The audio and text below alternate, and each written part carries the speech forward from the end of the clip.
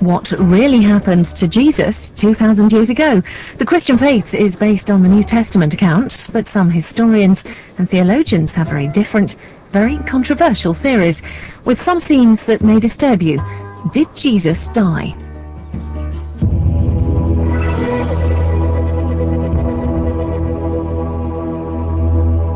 The most celebrated human being in history was a first-century Jewish revolutionary called Jesus. To his followers, he was the Son of God, with miraculous powers to walk on water, heal the sick, and even bring people back from the dead. According to them, he gave his life to save mankind. He was crucified and died. But on the third day, he rose from the dead and ascended into heaven. But throughout history, people have responded differently to this story. There have been those so inspired by the crucifixion that they wanted to share the experience. There have also been those who denied the resurrection and have themselves been executed for their beliefs. There have been heresies that suggest that Jesus was rescued from crucifixion and escaped to lead a secret life in southern France. And there have even been people convinced that Jesus survived and traveled to the mountain kingdoms of KASHMIR, where he died at the age of 80. To try and solve this 2,000-year-old mystery, some of the most devout Christians and most expert scholars will suggest new ways of reading the Gospels and ask the question, did Jesus die on the cross?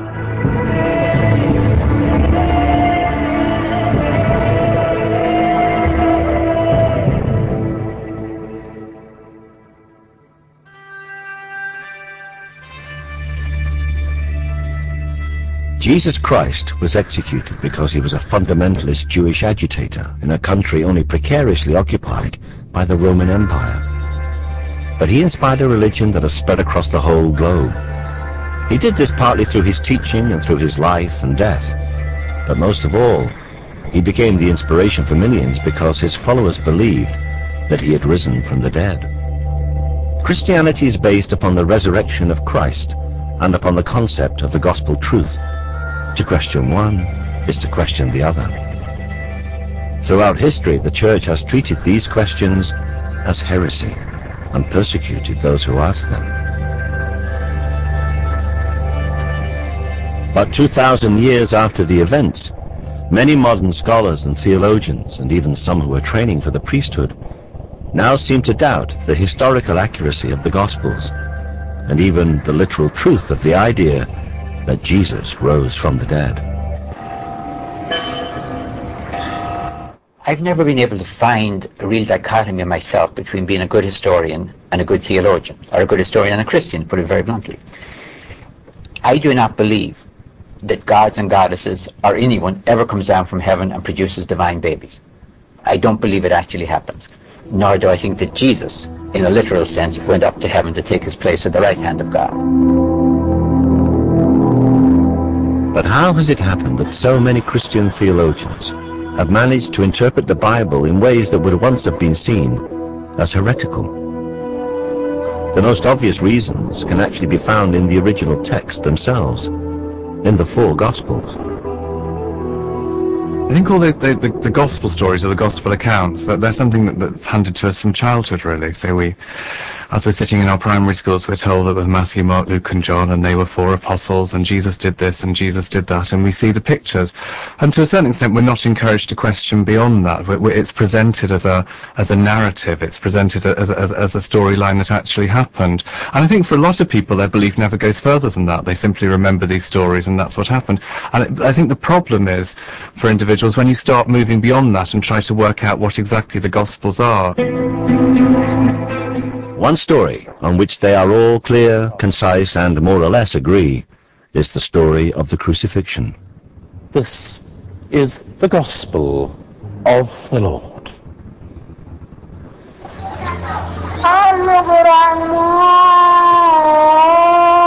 Every year at Easter, Christians in the Philippines reenact the crucifixion of Jesus as described in the Gospels. They actually volunteer to be crucified. They do it because they believe it will help them to purge their sins. For the onlookers, it's a bloody and brutal reminder of what happened to Jesus 2,000 years ago. Crucifixion was the most cruel and atrocious punishment that the Romans could inflict. And it was inflicted only for treason and only on slaves. If you were a nobleman and you were a traitor, then normally you were strangled, something much simpler and much easier and much less painful.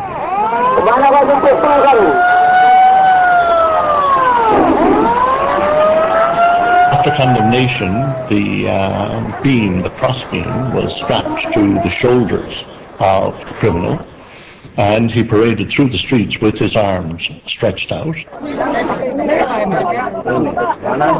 At the place of execution, then, nails were hammered into the hands and the feet. In the Philippines, they use real nails. They do experience the real pain that Jesus felt.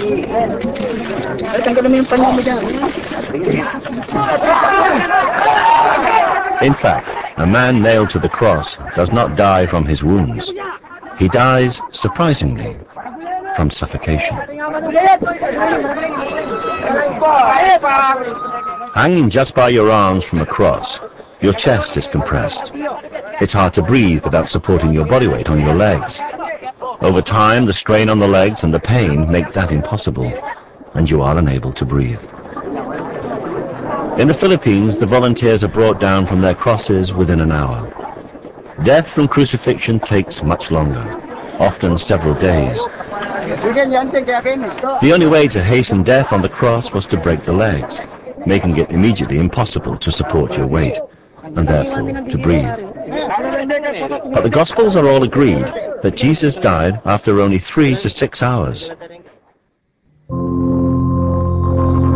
The crucifixion began at the 3rd hour. And it was the 3rd hour, and they crucified him. Some think that the Gospel according to Luke has the shortest crucifixion. It was about the 6th hour, and when Jesus had cried out with a loud voice, he gave up the ghost. Matthew and Mark clearly have Jesus surviving a little longer. And about the 9th hour, Jesus cried out. The disciples wanted to take Jesus' body down from the cross immediately, but the Roman governor, Pontius Pilate, was doubtful. And Pilate marveled if he were already dead. Pilate was reassured by the centurion that Jesus was dead. But this was the same centurion who had earlier said, "Truly, this man was the Son of God." Jesus' body was then laid in a tomb donated by a rich man, Joseph of Arimathea. This Joseph and a man called Nicodemus came to minister to the body. They came to Jesus by night and brought a mixture of myrrh and aloes, about 100 pounds weight. These accounts, when viewed as an historical rather than a sacred record, may raise many questions. Why did Jesus die so quickly? Why did Joseph and Nicodemus take so many herbs into the tomb? But no one really doubts that Jesus was crucified. You read the story of the empty tomb, and on Friday someone is killed, and on Sunday they're gone from the tomb, and you ask the question, what might have happened? Either God raised him from the dead, which is the traditional Christian affirmation, or the body was carried away by someone, body stolen. And those two possibilities are even talked about in the New Testament. According to Matthew, the Jews who were hostile to Jesus' followers claimed that his disciples had stolen his body out of the grave and then pretended he was resurrected. While the enemies of Christians immediately came up with conspiracy theories to explain the resurrection, the stories told by the Gospels are very down-to-earth. They describe how Jesus was alive again. He ate, he drank, and Thomas could touch his wounds.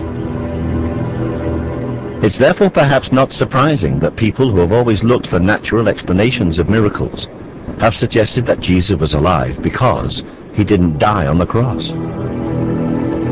There are many versions of that story. One came up in a book years ago called The Passover Plot,